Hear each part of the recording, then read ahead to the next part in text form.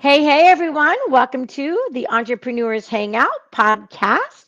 Because of my travel, we have two this week, which I'm really, really happy about. We're going to be talking with Christina. She's going to be able to say hello to everybody, but this is an amazing one and tied in really great with my coming back from Africa because she's talking about resilience on the road, healing, growth, and rewriting your story. So, Christina, tell everybody hello and tell everybody about you. I'm really, really happy to have you as a guest. Thank you. Hi, I'm Christina Volkovich. I'm here because I have started a business on the road, and that has segued from a couple things actually. So it started out as I went through a past life, I'll say, where I had a lot of trauma. I'm a domestic violence survivor, and I learned how to overcome all of that and prioritize myself and all the things that go with that and like rebuild my confidence, everything. So in the growing phase of learning to do that, I started prioritizing my goals and my dreams, which kind of came to me as like a, oh, well, this happened moment in my life when I got rear ended in a car accident in 2022. And I was like, yeah, life's too short to keep making my boss's dreams come true. I need to start chasing my own. So Yeah. eventually, when I got better in 2023, September, so I'm coming up on 2 years, I quit my job and I started traveling the world. And that to me made me realize that there's so many people in life that just don't go after their dreams, don't prioritize what they want. And so that's what I started doing. So as of today, while we're recording, I'm in Puerto Escondido, Mexico. From the Nice. Thank you. From the time when I started traveling, I think, in 2 years, I've been to, I believe, 8 countries. I do it slowly. I get to know the culture. So at this point, I've been here for 2 or 3 months, I think. So Hmm. it's definitely a thing that I love, and I would not change it for anything in the world. I'm so happy that I started pursuing what I wanted, and it also has helped in like, the healing process, building your resilience, getting to know yourself better, getting to even understand other people and the things that they go through better as well, because there are things as cultural differences, and you don't always know what you don't know. So it's good because you get those experiences and you learn from them. And that's what solo traveling really does, especially because you have no one to count on except yourself. Right. And yeah, so you have to go, and you're everything. If you want to go out to dinner, well, you could be going alone, so you got to figure it out. All of the things that go along with solo travel, it really makes you be aware of who you are and the power that you have. So that's kind of coming full circle to, it really helps in the healing process too. Like my domestic violence situation was like, I think at this point, maybe 5 years ago. I don't honestly know anymore. But just in that process, even when I got out of my situation, I made a promise to myself that I was never going to let somebody tell me what I could and couldn't do. So if I wanted to go travel, I would travel. Hmm. So this started out years ago when I got out of my situation. I started doing like solo trips, but as holidays or vacations, depending on where you're from, how you call it. But so those little trips for like a week at a time or even a weekend at a time made me realize, hey, I can do more. So that's what Hmm. led into the whole I quit my job to travel the world thing, because I knew I could do it. Awesome. Awesome. So, now what were you doing before you had the epiphany to like, okay, quit your job and make a job out of traveling? Or actually So make a business out of traveling because it's not a yeah, job. yeah. So before that, I was in the jewelry industry for about 20 years. And, the last place that I was at till this day, like I still say, I call my boss Papa Ray because, he's been like a father to me and he treated me Hmm. so well. And he was even my landlord at one point. Like I moved into one of his apartments. And so, it's not like I left on bad terms. I left on really good terms. And I remember when I quit my job, I was so scared to walk into that office and tell him. And he was like, yeah, okay. I'm like, you're not even going to fight me, try and get me to stay. He's like, no, he's like, you're a rolling stone. You need new adventures. You need to go. Right. I'm like, all right. So it's really Nice. nice when you have a good support system too. Yeah. And you know what? It's also, I mean, I'm a very resilient person, and it's like if I don't have my support system, then I create one. So Exactly. I have a very big belief system, which is like if you don't like it, change it, do something different. Hmm. You are your worst enemy, and stop making excuses, and you can do it. So that is me in a nutshell. So that's awesome, Christina. So you were into the jewelry business, and Hmm. then so I'm a vagabond. I mean, I would travel the world all completely. Um, I spent 12 years in Africa Hmm. consistently. I'm very passionate about Africa, but I'm also passionate about Mexico. I'm also passionate about lots of other places to go and Yeah. travel. I love to immerse myself into travel instead of being like a quote unquote like plastic holiday. So, Hmm. and I know that everybody doesn't maybe have 2 weeks or 3 weeks to be able to do that, but still, it's I call it I live a laptop lifestyle. You're more than Yeah. welcome to borrow that. Sometimes that turns out kind of funny because you never know exactly what's going to happen. Yeah. I call myself a slow mad, so I get it, like a digital nomad, but that travels slowly. So I totally get that. Oh, I like it. I like it. Okay, so now let's decide we are going to travel but you're Hmm. still going to have your business. So when did the business come into like, okay, I think what I could do is be a life coach. And obviously, I say obviously, but that's not right. Did you choose your life experiences to then that's what you wanted to be able to focus on as far as life coaching?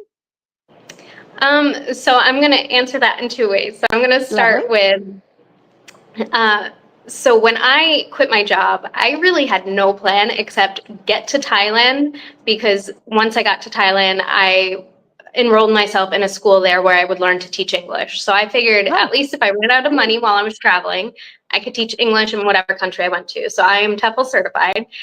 But that being said, also when I left, I was like, I started a travel business. But for me, it didn't feel right selling travel because I'm like, I am a budget traveler. I don't spend a lot of money when I go places. So for me to tell somebody they should spend a lot, it just feels wrong to me. So I stopped doing that. And then, just through talking to people, they're like, you could really like do this. Like, and I'm like, what? They're like, yeah, life coaching.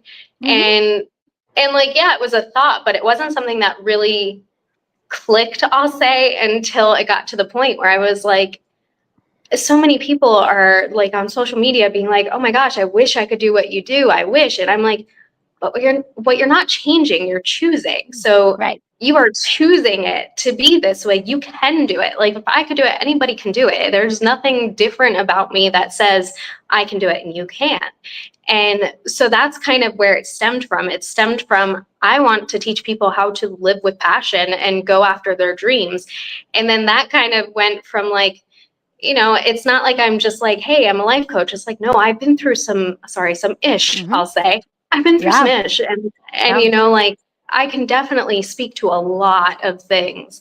And so that's kind of where I'll say my client base is like, okay, these are the people that I want to work with. So my I help statement, to just put this into perspective a little more, is so I help people hold on, sorry. I help people prioritize themselves, transform old wounds into wisdom, and rebuild unshakable confidence to Nice. start living a life that they truly love. Hmm. Because I understand how important that is. And I will say my life has gotten so much better since I started chasing my travel dream, but even just learning to prioritize myself is such a big thing for me because not everybody does that. Not most people I feel like don't.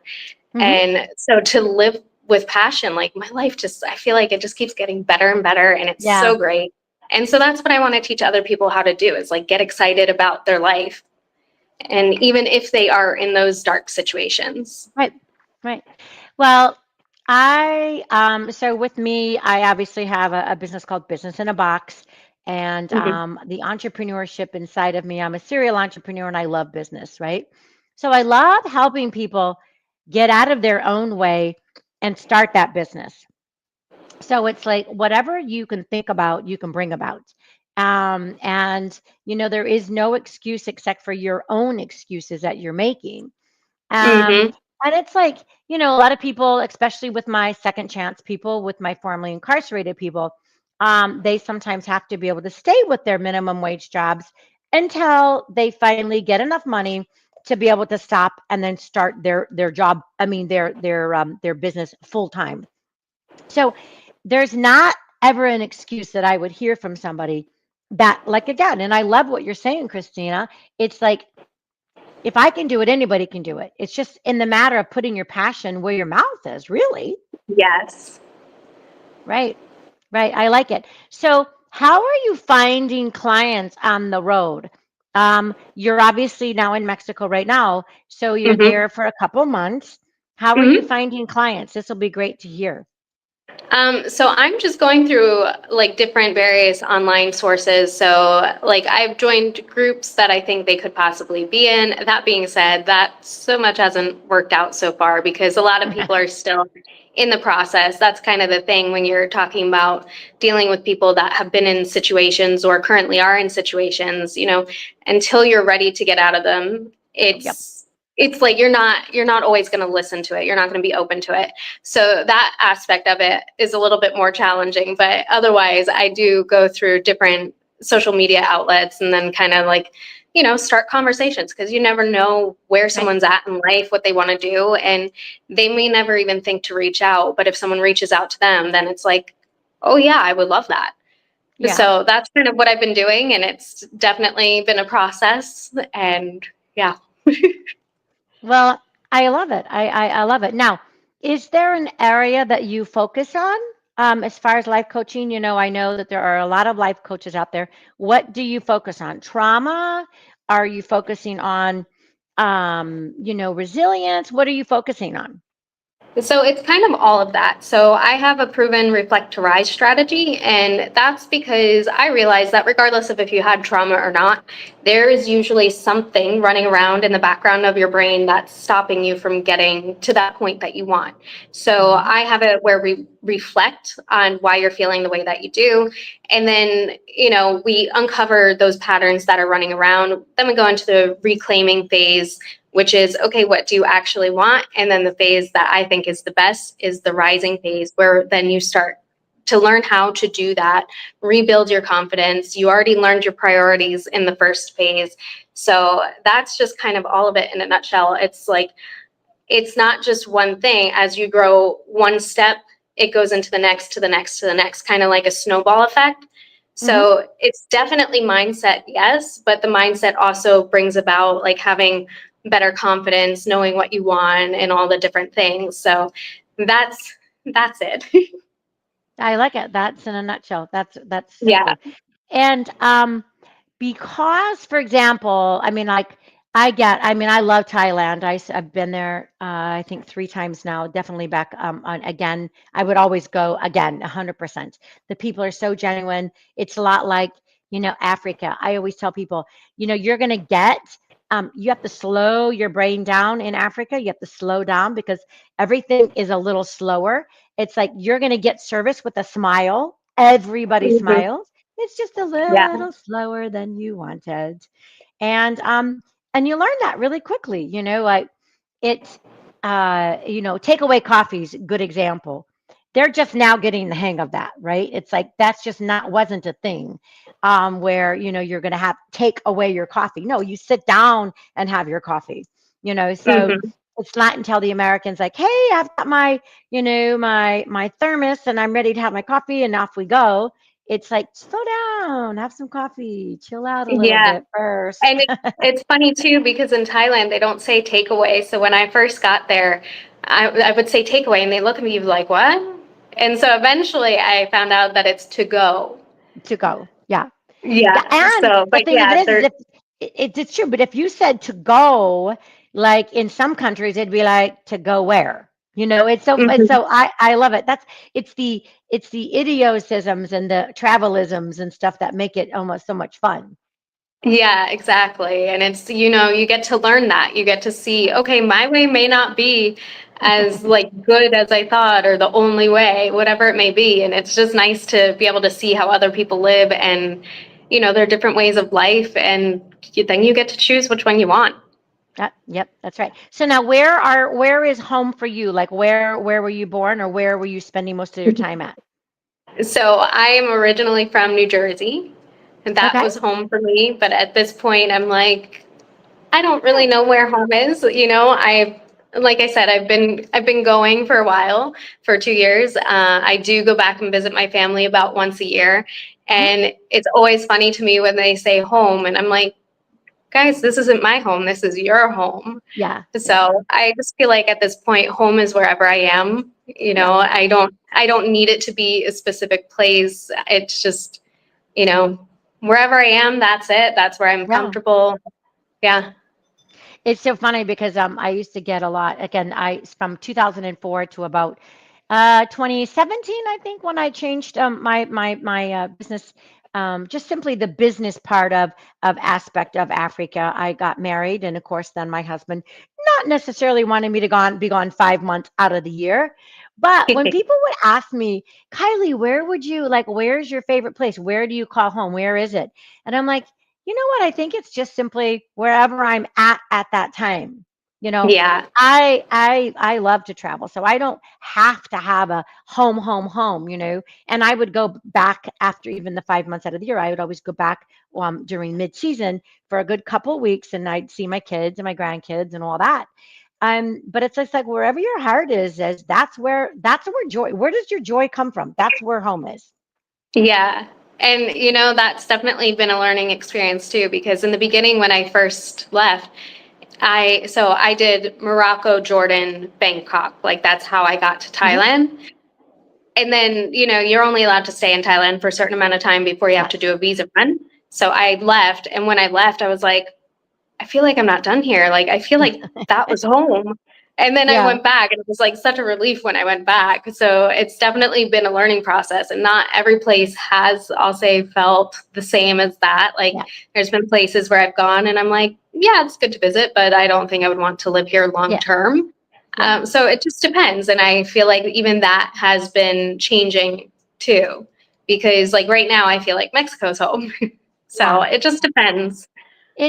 I think it's the warm countries that again present it with a smile, um, and that kind of thing. So, hey, before we wrap it up, I think this might be kind of fun for people because traveling does have you have to be diverse, and Hmm. it also has some challenges, which is like maybe technology. So, have you found technology to be like a little bit of a challenge where you're at, wherever it might be? So it's funny that you asked that because last night we lost power, I think around like 4 or 5, around 4 actually. I know that because I was learning Spanish. But so we lost power around 4. We got it back maybe around midnight, but we didn't have internet until this morning around like 9. So yes, Mm. there has been challenges. For where I am, they say, oh, that's just Puerto. They call it Yeah. Puerto Escondido, but they say that's just Puerto.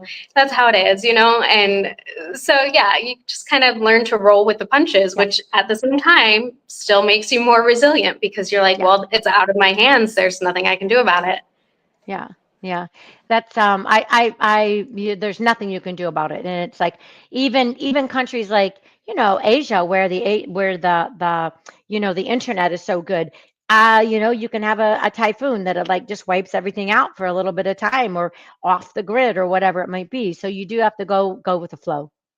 Yeah, exactly. Yeah. And that's also what the different cultures will teach you as well, because, like you said before, they have a slower pace of life. So, Mhm. where it may be a big deal for you because you're used to being on the computer, it's really not for them. Right. And so, you just have to learn to adapt it. I like it. I like it. Christina, this has been a great conversation. I hope to be able to maybe run across our paths when we're out there on the road.